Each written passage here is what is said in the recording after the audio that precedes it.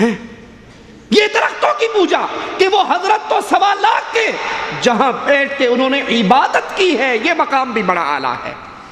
یہ حضرت کی جوتی ہے، یہ حضرت کا درخت ہے، یہ حضرت کی پگڑی ہے، یہ حضرت کی تسبیح ہے. یہ غلو کا طریقہ قوم نوح کے اندر ایسے ہی داخل ہوا. ابن قیم رحمہ اللہ فرماتے ہیں جب قوم نوح کے 5 بزرگ مر گئے تو لوگوں نے انہیں دفن کر کے ان کی قبروں کی مجاورت اختیار کر لی، مجاور بن گئے. یہ سجادہ نشین، یہ گدی نشین، یہ مخدوم آج کے نہیں ہیں. یہ شرک کا دروازہ قوم نوح سے کھلا ہوا ہے. مرنے کے بعد لوگوں نے ان کی قبروں کی مجاورت اختیار کی، ان کی مورتیاں بنائی، پھر ان کی عبادت شروع کر دی. ابن جریر اپنی سند سے محمد بن قیس کا قول نقل کرتے ہیں کہ یغوث، یعوق، نصر اولاد آدم میں سے نیک اولیاء تھے. جس کو وہ پوجتی تھی وہ کون تھے؟ یہ نقطہ بڑا باریک ہے، ذرا سمجھنا. قوم نوح جن کو پوجتی تھی وہ کون تھے؟ اولاد آدم میں سے نیک لوگ تھے. اور ہمارے انڈیا پاکستان میں جن کو پوجا جاتا ہے وہ کون ہے؟ مسجد میں کھڑا ہوں، کچھ نام ہیں جو زبان پہ لیتے ہوئے ڈر ہوتا ہے وضو نہ ٹوٹ جائے. لسوڑی شاہ، پھسوڑی شاہ، پیر اٹ شاہ، کتے والی سرکار، کاما والی سرکار، چادر والی سرکار، پیر گھوڑے شاہ. لاہور کے اندر بہت بڑا دربار، انہیں انسان نہیں ملا پوجنے کے لیے، گھوڑے کو دفن کر دیا. جن کو قوم نوح پوجتی تھی وہ نیک اولیاء اللہ تھے. جن کو آج پوجا جاتا ہے یہ جانوروں کی قبریں بنا لیتے ہیں. ارے نام تو چج کا رکھ لو، کوئی نام رکھنے میں پیسے لگتے ہیں، کوئی اچھا سا نام دو. پیر و مرشد، امام طریقت، اور آخر کے اندر پیر کا کیتاڑ. پاکستان کے اندر بہت بڑا پیر ہے، زندہ ہے، اس کا نام لقب ہے پیر کا کیتاڑ. اس سے بڑا گمراہ اور ظالم کون ہوگا؟ وہ نیک کو پوجا کرتے تھے، آج بدکاروں کی عبادت ہوتی ہے، بدکاروں کی پوجا ہوتی ہے. وہ فرماتے ہیں جب یہ مر گئے لوگوں نے ان کی تصویریں، مورتیاں بنا لی تاکہ انہیں دیکھ کر عبادت کا شوق پیدا ہو. اور جب یہ مر گئے تو ان کی اولاد کو ابلیس نے یہ کہہ کر بہکا دیا کہ تمہارے آبا و اجداد ان کی پوجا کرتے تھے، ان کی قبروں پہ سجدے کرتے تھے، قبروں کا طواف ہوتا تھا، ان کے نام کی نظر و نیاز ہوتی تھی، ان کے لیے ذبح اور قربانی ہوتی تھی. آج بھی کسی کو دعوت دی جائے توحید کی، وہ جواب میں یہی نہیں کہتا جی مولوی صاحب ساری گلاں ٹھیک نے، میں جب پاکستان گیا میں نے وہاں جا کر کہا ابا جان کو، ابا جان یہ 11ویں حرام ہے، یہ بابا کی چادر حرام ہے، یہ عرس، یہ سب چیزیں شریعت سے خارج ہیں. تو اس نے کہا تجھے پتا ہے یا تیرے دادا ابو کو پتا تھا؟ یہ تو ہمارے خاندان میں 7 نسلوں سے چل رہی ہے. یہی حصہ شیطان نے قوم نوح میں ڈالا تھا کہ اے پنجتن پاک کی قبروں کو بھول جانے والو، ان کو تمہارے آبا و اجداد پوجا کرتے تھے اور آج ان کو آبا و اجداد کے لیبل کے تحت پوجا جاتا ہے.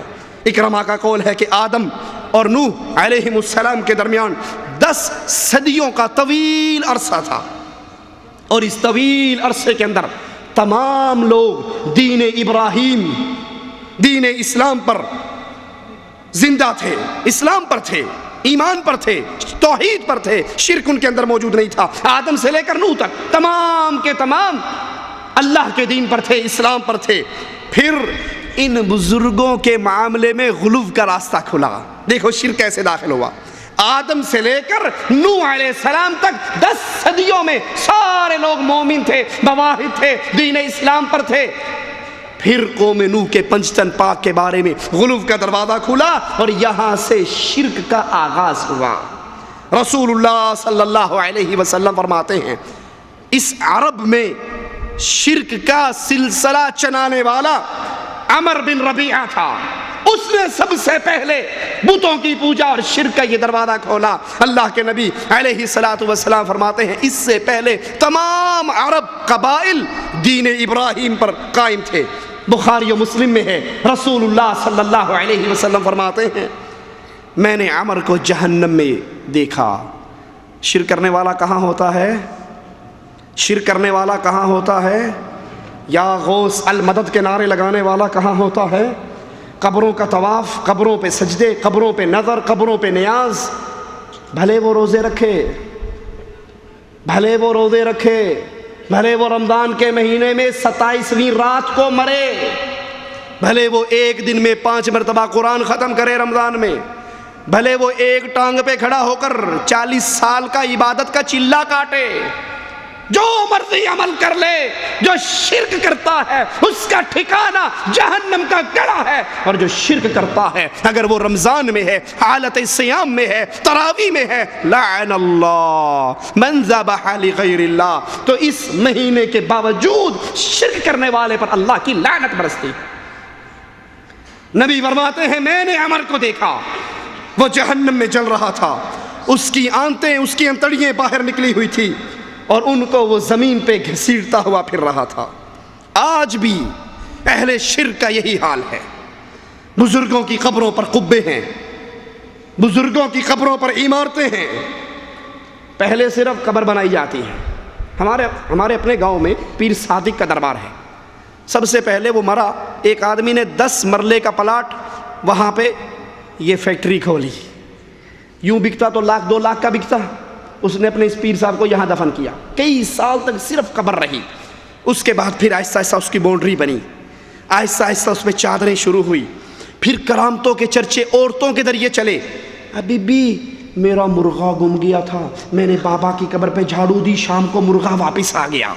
اب یہ کرامتیں چل رہی ہیں، آہستہ آہستہ اس پر پیسہ چندہ آتا گیا، چندہ آتا۔ اب یہ فیکٹری ہے، نہ مشینری خراب ہو، نہ بجلی کا بل آئے، نہ رینٹ آئے، نہ آپ پر سیل ٹیکس لگے، کوئی چکر نہیں، جو گزرے گا جھک کر کچھ دے کر جائے گا، بھلے اس میں کچھ بھی مرا ہوا دفن نہ ہو، یا لاہور کی طرح گھوڑے شاہی دفن ہو۔ پھر اس کے قبے بنے۔ یہ آغاز ہے شرک، ایسے چلتا ہے۔ اس دور کے مشرکوں کا بھی حال یہی ہے۔ پہلے قبر تھی، پھر 4 دیواری ہوئی، پھر سبز چادر معمولی سی فلیٹ کے کپڑے کی، پھر اس کے بعد جب قبہ بن گیا تو پھر ریشم کی چادریں شروع ہو گئی، پھر اس کا عرس شروع ہو گیا، پھر وہاں پر لوگ آ کر اپنی حاجات منوانے کے لیے سوال کرنے لگے، ساڈی سندا نہیں تہاڈی موڑدا نہیں، ساڈی تہاڈے اگے تہاڈی اودے اگے ڈائریکٹ رابطے نے، ساڈی نہیں سندا۔ اس سے بڑا ظالم کوئی اور ہوگا جو اللہ پر اتنی بڑی تہمت لگائے؟ اللہ تو نبی کے موجودگی میں، نبی کے مانگنے سے پہلے ایک چیونٹی نے مانگ لیا تھا، عرش والے نے اس کی سن لی تھی، اور نبی نے کہا تھا ارجعوا، واپس چلو، گھروں کو چلیں۔ کہا اللہ کے نبی دعا تو مانگ لو، کہا نبی سے پہلے ایک چیونٹی مانگ چکی ہے، اور چیونٹی کی قبول کر کے رب نے سب کو پلا دیا۔ اس پہ اتنی بڑی تہمت۔ جب قبے بن جاتے ہیں پھر وہاں پر دعائیں شروع ہو جاتی ہیں، اور پھر سب سے خطرناک شرک کہ ان قبر والوں کو پکارا جاتا ہے، ان مردوں کو اپنی حاجت روائی اور مشکل کشائی کے لیے آوازیں دی جاتی ہیں، ان سے سوال کیا جاتا ہے، ان سے مدد مانگی جاتی ہے۔ شیعہ ذاکر کی میں CD دیکھ رہا، کہا جب اللہ کے نبی خیبر کے مارکے کے لیے چلے، جا کے جنگ شروع ہو گئی، وقت پہ وقت گزر رہا ہے، فتح نہیں ہو رہی، سورج کے غروب ہونے کا وقت آیا تو اللہ کے نبی پریشان ہو گئے، سجدے میں مصلی بچھایا، 2 رکعتیں پڑھی، اللہ سے باتیں شروع کر دی کہ میں نہیں کہتا تھا اس کو ساتھ لے کر آؤں، اشارہ حضرت علی کی طرف، میں نہیں کہتا تھا اس کو ساتھ لے کر آؤں، تو نے کہا تھا مدینے میں چھوڑ کے جا، اب اس کو چھوڑ آیا ہوں، یہودیوں کو چھیڑ بیٹھا ہوں، اب کیا کروں؟ لا حول ولا قوت الا باللہ۔ کہا اتنا کہنا تھا، آسمان سے علی نازل ہوئے، عیسیٰ نازل ہوں گے تو فرشتوں کے پروں پہ ہاتھ رکھے، کہا علی نازل ہوئے بغیر فرشتے کے۔ پتہ نہیں کون سی ایئر لائن تھی ان کے پاس اس وقت، 1 منٹ میں فلائٹ ماری اور وہاں لینڈ بھی ہو گئے، کہا علی نازل ہوئے، سورج غروب ہو رہا تھا، علی کو اللہ کے نبی نے کہا علی تجھے چھوڑ آیا تھا، ان کو چھیڑ بیٹھا تھا، ہن آپ پہ نہیں بڑھ۔ علی گئے خیبر کے دروازے کے سامنے، وہ ذاکر کہتا ہے 600 من، کتنے من؟ 600 من وزنی دروازہ علی نے اپنے ناخن کے کنارے پہ اٹھایا اور فضا میں اچھالا، کہتا اس وقت کا اچھالا وہ آج تک واپس نہیں آیا۔ علی سمجھ میں نہیں آتا۔ 39 دن خیبر میں محمد رہتا ہے،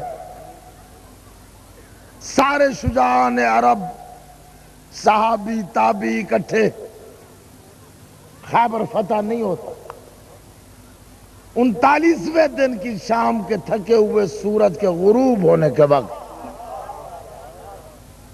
मरहब ने जब फाहिशा औरतों से कहा गीत गाओ रिसालत की तौहीन के, इन औरतों ने गीत गाया, रसूल परेशान हुआ, मुसल्ला इबादत बिछा के आसमान की तरफ मुंह करके पैगंबर ने कहा कि मैं न कहता था उसे साथ ले जाऊं, तूने कहा था मदीने में रहने दे। जागो यार, जागो जरा, तूने कहा था मदीने रहने दे, उसे छोड़ आया हूं, इन्हें छेड़ बैठा हूं। अब ये गीत तू भी सुन रहा है, मैं भी सुन रहा हूं, किसी की समझ में आया तो बता देना, मुझे बता देना। इस्तगासा किया, अली आया खैबर में। क्यों अली खैबर में नाजिल हुआ कुरान की आयत की तरह, अली बगैर जिब्रील के नाजिल हुआ। थक गए? पैगंबर कहते हैं या अली बिस्मिल्लाह, घोड़े से उतर, मेरे खैमे में चल, कुछ अपनी सुना, कुछ मेरी सुन। कायनात का अजीम तरीन इंसान अली, दुनिया में दो हस्तियां किसी की समझ में आ ही नहीं सकती। खालिक होने की हैसियत में अल्लाह समझ में नहीं आता, मखलूक होने की हैसियत में अली समझ में नहीं आता। लेकिन कायनात में, मखलूक में, आदम से लेके आज तक सिर्फ एक अली की जात है जो समझ में नहीं आती। टकरे मार मार के शाफई मर गया, अली समझ में ना आया। दुनिया के इमाम अली को नहीं समझ सके, घटिया तरीन कौम के फर्द जिनके बारे में अली ने कहा है कि इल्म रजील की रिजालत बढ़ा देता है। मेरा एक सवाल है, कोई जवाब दे दे कि आदम से लेके आज तक मक्के की सरजमीन में अबू तालिब के घर में एक ऐसा फर्जंद पैदा हुआ, अल्लाह के घर में नाजिल हुआ, सारी जिंदगी उस इंसान की ग़िज़ा ये थी कि जौ की सूखी हुई रोटी घुटने पे तोड़ के पानी में भिगो के खुद भी खाता, नौकर को भी खिलाता। ग़िज़ा जौ की सूखी हुई, 3 दिन की सूखी हुई जौ की रोटी हो, और ताकत ये हो कि अंगुष्ठ की पुष्ट पे उगे हुए नाखून की नोक से 600 मन वजनी दरवाजा खैबर का अली परिंदे के टूटे हुए पर की तरह आसमान पे उछाले, आज तक वापस ना आए, कौन समझता है? अच्छा, अगर 600 मन का दरवाजा अली अकेले ने उठा लिया था, मरहब को कत्ल करने के लिए तलवार कहां से चलाई थी? बीचों खिड़की काट ली होनी, दरम्यान में खिड़की खोल ली थी उसकी गर्दन काटने के लिए। क्या उस वक्त उस दरवाजे को आसमान पे उछाला, तब का उछला हुआ आज तक वापस नहीं। फिर उनको पुकारा जाता है, फिर उनसे मदद मांगी जाती है, या अली मदद, या रसूलुल्लाह मदद, या बहावल हक मदद, या 11वीं वाले मदद, अदरिकनी या अली, अगिसनी या अली। ये शिर्क की कभी तरीन सूरत है कि इंसान उनको पुकारे जो अपनी मदद, अगर अली मदद करने की कुव्वतों वाले होते तो माविया से इतने अरसे तक जंगे करने की क्या जरूरत थी? फौरन ही फतह ना पा लेते। क्यों उनके बेटे हसन ने सुलह की और मिंबर पर माविया को बिठाया? क्यों हुसैन को जहर देकर, हसन को जहर देकर शहीद किया गया? क्यों हुसैन को 72 इंसानों के साथ करबला के मैदान के अंदर मुकाबले करने की नौबत आई? अगर वो मुश्किल कुशा थे, अगर वो हाजत रवा थे, उनको पुकारा जाता है जो मरने के बाद अपनी मदद नहीं कर सकते, गैर की मदद कहां से करेंगे? फिर उनसे शफाअत तलब की जाती है, उनकी कब्रों की पूजा की जाती है, और उन कब्रों पे कंदीलें, उन कब्रों पे अगरबत्तियां। मैंने पाकिस्तान में एक दरबार की विजिट की, تو قبر کے اوپر پنکھا لگا ہوا، واللہ العظیم اپنی آنکھوں سے دیکھا، قبر کے اوپر پنکھا چل رہا ہے، گرمی ہے نا۔ تو میں نے کہا بھائی اگر واقعی یہ ولی اللہ ہے، واقعی یہ ولی اللہ ہے، تو اس ولی اللہ کو تمہارے پنکھوں کی ضرورت؟ اس کی قبر تو جنت کا باغ بن چکا ہے، وہاں تو جنت کی ہوائیں آ رہی ہیں۔ اور اگر یہ ولی اللہ نہیں ہے، کوڑے شاہ ہے، تو پھر اس کی قبر جہنم کا گڑھا بن چکی ہے، اس آگ کو تمہارا پنکھا ٹھنڈا نہیں کر سکتا۔ لیکن ویسے عقل کی بات ہے، تم نے بند قبر کے اوپر پنکھا لگایا، موری بھی کھول دیو، قبر میں سوراخ بھی تو کرو نا جہاں سے ہوا اندر جائے۔ قبر ساری بند ہے، اوپر پنکھا چل رہا ہے، قبروں پہ قندیلیں، قبروں پہ اگربتیاں، قبروں پہ پنکھے، قبروں پہ دیے، اور وہاں بیٹھے ہوئے تعویذ دینے والا 1000 روپے تو اپنی جیب میں لے کے ڈال لیتا ہے اور کہتا ہے 100 روپے دا تیل بابا دے چراغ چ پا دیو، یہ تیل چلتا رہے، اور پھر اس تیل کی کرامتیں۔ او جی آپ نہیں مانتے، آپ ہوئے جو وہابی۔ میرا بیٹا 6 سال تک بالکل نہیں بول سکتا تھا، میں نے پیر طوطے شاہ کا نمک اس کو چٹایا، ٹر ٹر بولنے لگ گیا۔ ہماری پڑوسن کا بچہ بہرا تھا، ہم نے بابا کی درگاہ سے تیل لا کے اس کے کان میں ڈالا، وہ اتنا گندا اور میلا تیل ہوتا ہے، سننے والے کے کان میں ڈالو تو ڈورا ہو جائے گا، اور اس نے ڈورے کے کان میں ڈالا تو ٹھیک ہو گیا۔ ان قبروں کی پوجا ہوتی ہے، ان قبروں پہ قندیلیں روشن ہوتی ہیں، ان قبروں پر، اور پھر چندے کے پجاری فتویٰ بھی دے دیتے ہیں، چندوں کے پجاری فتویٰ بھی دے دیتے ہیں کہ قبر پہ سجدہ کرنا، قبر پہ دیا جلانا، قبر پہ چادر چڑھانا شرک نہیں ہے، ایسا کرنے والا مشرک نہیں ہے، ایسا کرنے والا فاسق ہے، یہ مشرک نہیں ہے۔ اگر یہ مشرک نہیں ہے تو اور کون مشرک ہوگا؟ اگر قبر پہ اگربتیاں جلانے والا، بکروں کی نیاز دینے والا، پھولوں کی پتیاں ڈالنے والا مشرک نہیں، تو ایک مکھی قبر پہ دے کر جہنم میں جانے والے کا کیا جرم ہے؟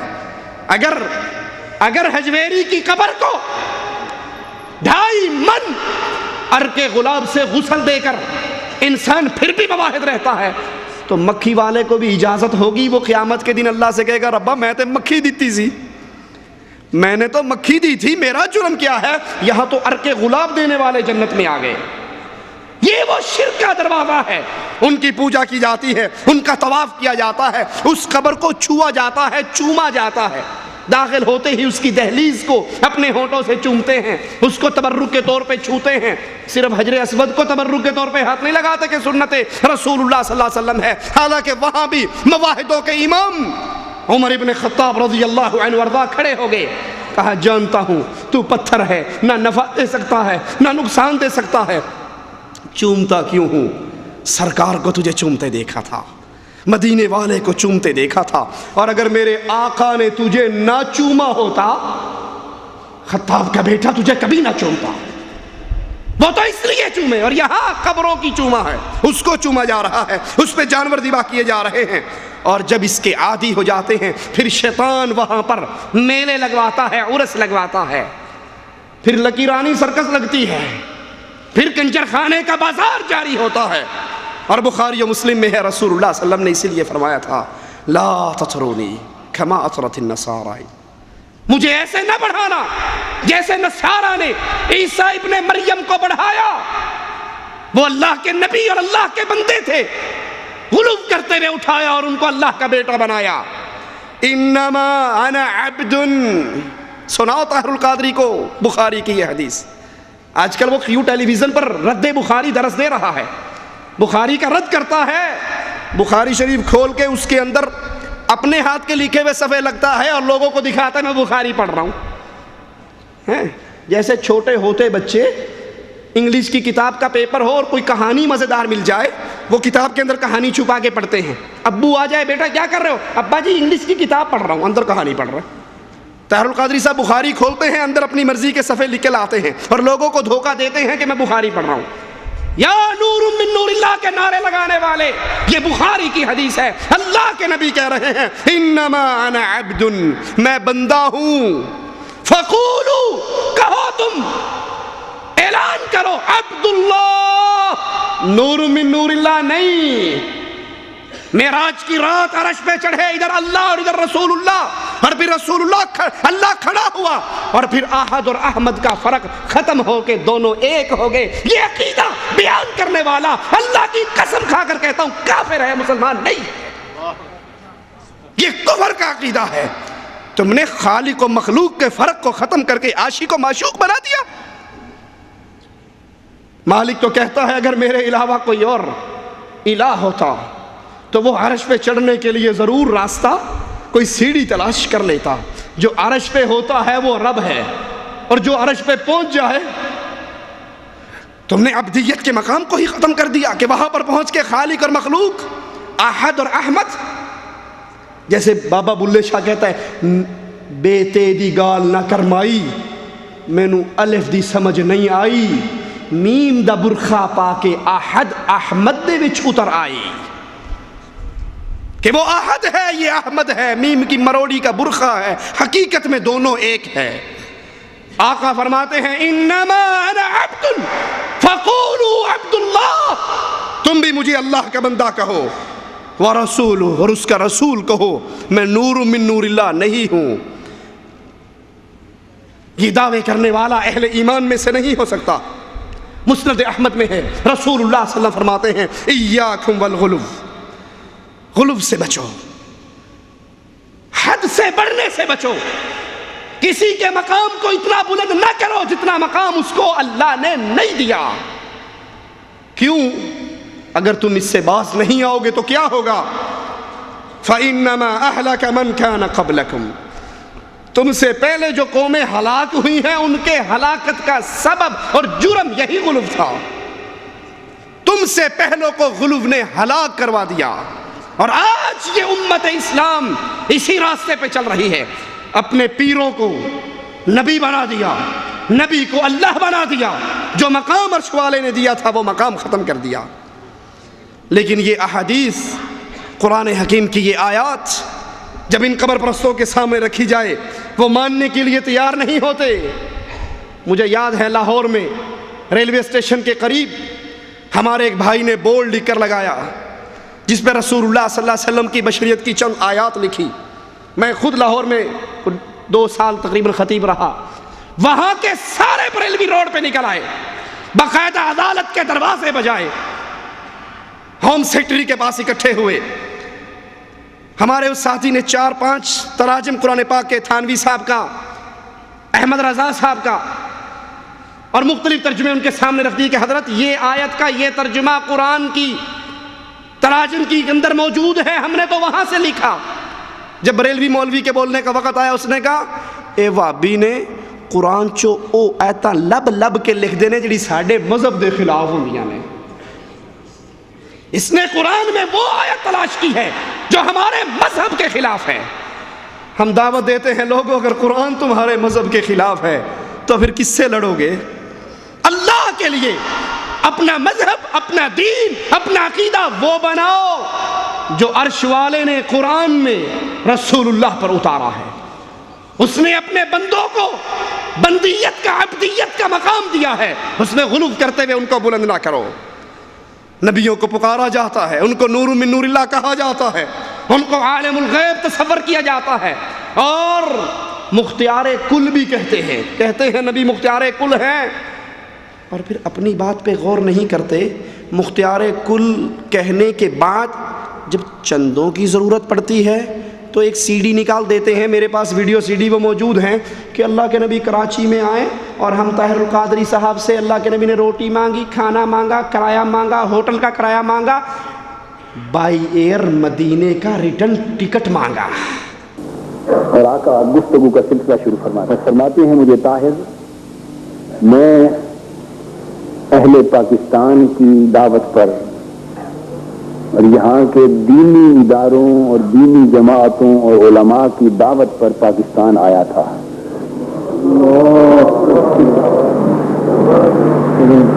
فرماتے ہیں اہل پاکستان نے مجھے پاکستان آنے کی دعوت دی تھی. یہاں کے دینی ادارے، دینی جماعتیں اور علماء، انہوں نے مجھے دعوت دی تھی، ان کی دعوت پر میں یہاں آیا تھا. اور اور مجھے بلا کر دعوت دے کر انہوں نے میری قدر نہیں کی، میری میزبانی نہیں کی، اور میں اب اہل پاکستان سے ناراض ہو کر واپس مدینہ جا رہا ہوں۔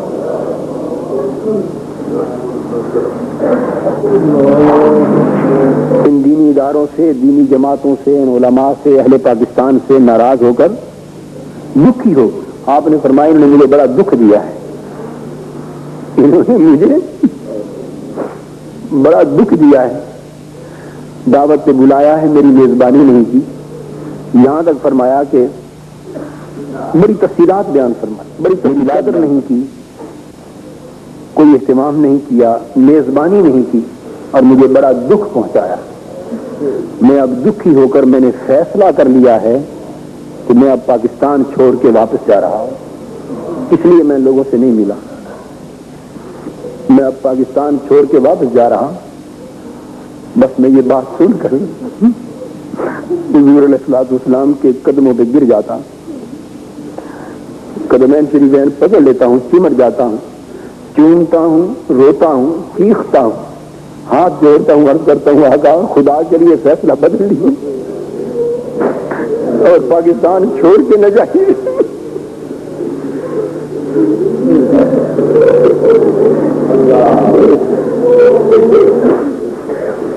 پاکستان چھوڑ کے نہ جائیے، نظر ثانی فرمائیے فیصلے پر۔ آقا فرماتے ہیں نہیں، تمہیں معلوم نہیں طاہر، انہوں نے مجھے بڑا دکھ دیا ہے،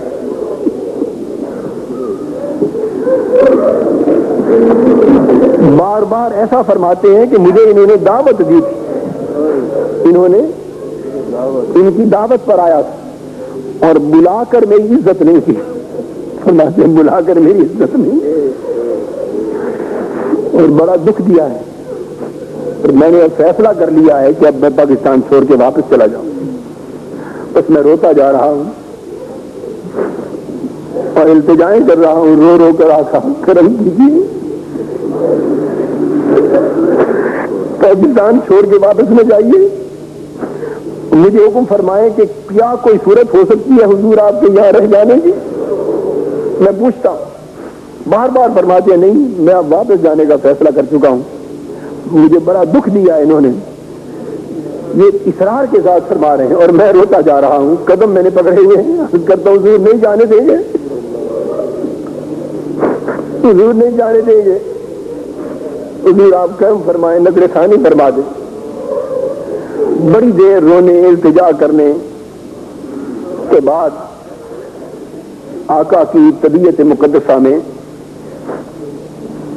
کچھ پیار آتا ہے، شفقت آتی، غصہ مبارک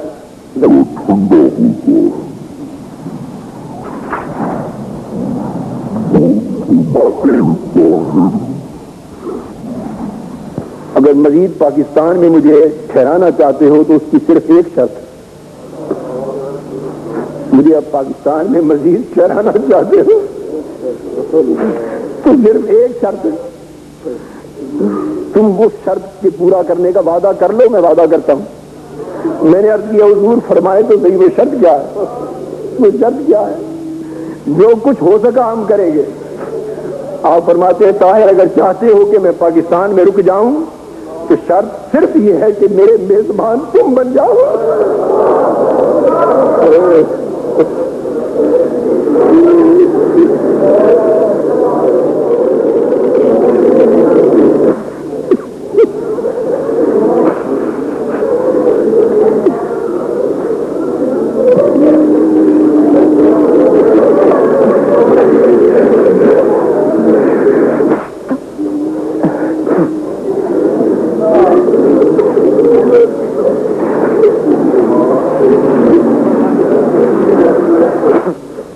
میزبان تم بن جاؤ،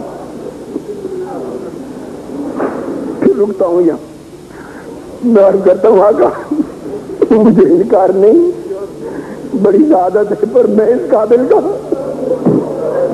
میں تو بڑا کمزور اور ناتواں آدمی ہوں، حضور میں میزبانی کیسے کر سکوں؟ مجھ سے کیسے میزبانی ہوگی؟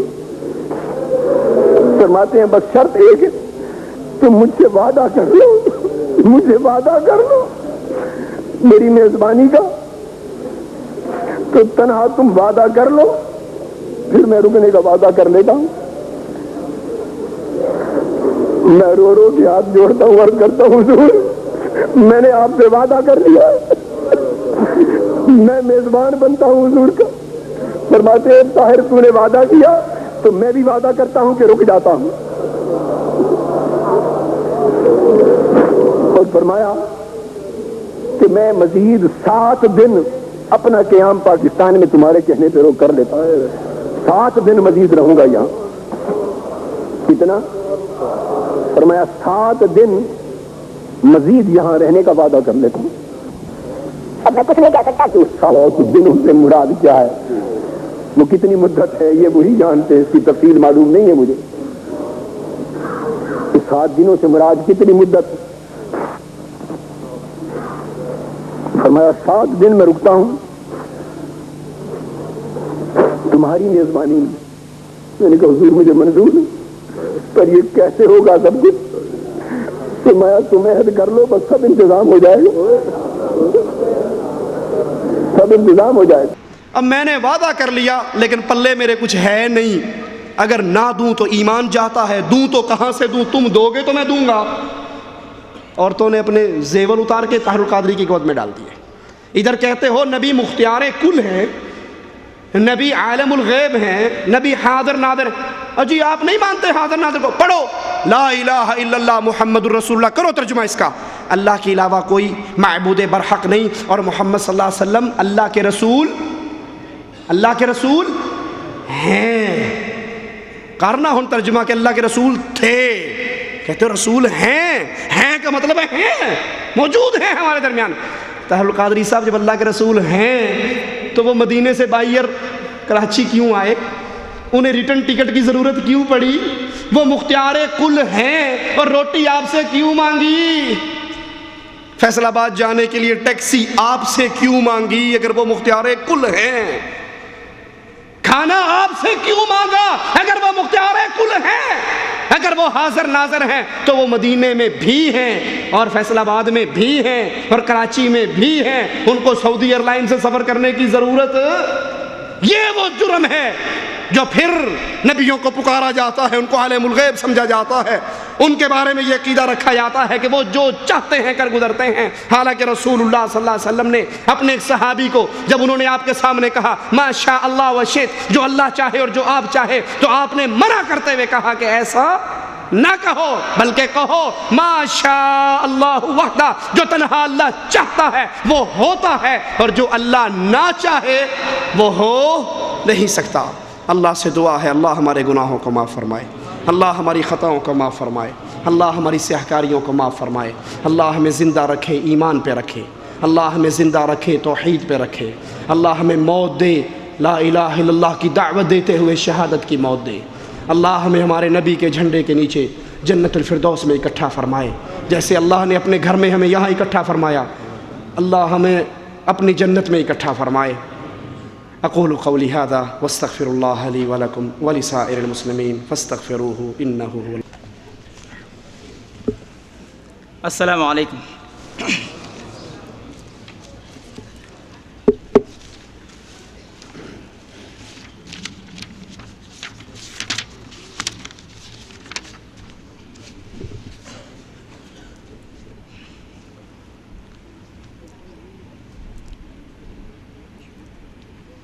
الحمدللہ والصلاۃ والسلام علی رسول اللہ۔ انشاءاللہ میں آپ کے سامنے ایک نظم پیش کروں گا جس کا عنوان ہے بدعت سے باز آ۔ اس کے اندر شرک کی طرف اشارہ کیا گیا ہے، لیکن اس سے پہلے 2 شعر سنانا چاہتا ہوں۔ جیسا کہ شیخ نے بیان کیا کہ شرک کہاں سے پیدا ہوتا ہے، ہمارے علاقے کے اندر ایک نہیں بلکہ بے شمار لوگ ایسے ہیں جو معاشرے کے اندر بدترین انسان تھے اور ان کو لوگ اچھی طرح سے جانتے تھے، لیکن وہ جب بیچارے کسی قابل نہیں رہے، ان کی بدماشیاں ختم ہو گئیں، تو انہوں نے جو راستہ اختیار کیا وہ یہ کہ لوگوں کے علاج کرنے لگے اور دوسرے راستے نکال کر کے ان سے پیسہ کمانے لگے. اس کے بارے میں 2 شعر ذرا ملاحظہ کریں. سدھرنے میں جن کو زمانے لگے ہیں، سدھرنے میں جن کو زمانے لگے ہیں، زمانے کی بگڑی بنانے لگے ہیں، اور بازاروں میں مشکل ہوئی دال روٹی، بازاروں میں مشکل ہوئی دال روٹی، مزاروں پہ مرغے پھنسانے لگے ہیں. جزاک اللہ خیر. اب یہ نظم باقاعدہ استعمال کریں. تعریف کل ہے مالک کل کے لیے صدا، تعریف کل ہے مالک کل کے لیے صدا، لاکھوں درود ان پہ جو ہیں شاہ انبیاء، توفیق علم اور عمل دے ہم کو کبریا، حب رسول کی شمع سینوں میں جگمگا، شیطان و نفس سے تیری چاہتے ہیں ہم پناہ، بدعات و شرک کی ہمیں لعنت سے لے بچا، بھٹکے ہوئے ہیں ہم ہمیں راہ خدا پہ لا، مغضوب ضالین سے رکھ دور یا الہ، حاجت رہی نہ مسجد و قرآن کی انہیں، حاجت رہی نہ مسجد و قرآن کی انہیں، جب سے ہوئے ہیں رونما قبروں پہ دیوتا، اور بندہ نواز ہے کوئی مشکل کشا کوئی، تعداد میں ان کے خدا ان سے بھی ہیں سوا، نظر و نیاز غیر کے ناموں پہ رات دن، نظر و نیاز غیر کے ناموں پہ رات دن، کس منہ سے مغفرت کی پھر کرتے ہیں یہ دعا، قرآن ایک ایک نبی ایک ہے الہ بھی، پھر کیسا انتشار یہ امت میں ہو گیا، حنفی و مالکی کوئی، توجہ چاہوں گا شیخ سے بالخصوص کہ حنفی و مالکی کوئی، شافعی و حنبلی، اور تقسیم ہو گئی ہے کیا میراث مصطفیٰ، تقسیم ہو گئی ہے کیا میراث مصطفیٰ، یاد نبی ہے گر تیری ہستی کا مدعا، جشنوں کو چھوڑ کر عمل سنت پہ جا بجا، ارے سنی ہے تو سنتوں سے پیار کیوں نہیں، سنی ہے تو سنتوں سے پیار کیوں نہیں، ہے عاشق عاشق رسول تو بدعت سے کام کیا،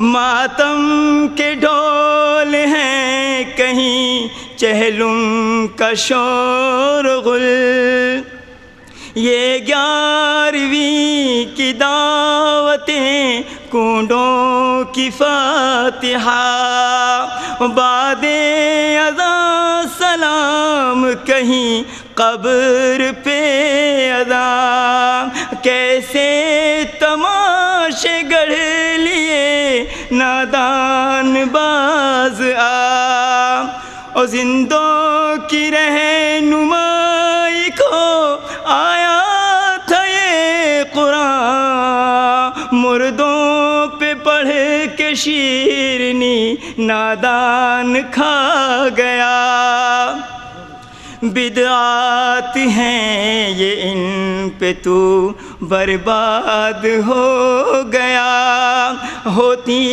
یہ نیکیاں تو کیوں کرتے نہ مصطفیٰ، توبہ کرے جو کوئی تو رحمان ہے الہ، ساتھ مل کے آج ہم رب سے کریں دعا، اخلاص ہو عمل میں اور دل میں بھی وفا، آئے نہ میرے شوق میں یا رب کبھی ریا، اسلام میں پیدا کیا شکر ہے تیرا، قائم اسی پہ رکھ ہمیں اور اس پہ ہی اٹھا، عصیاں میرے نہیں تیرے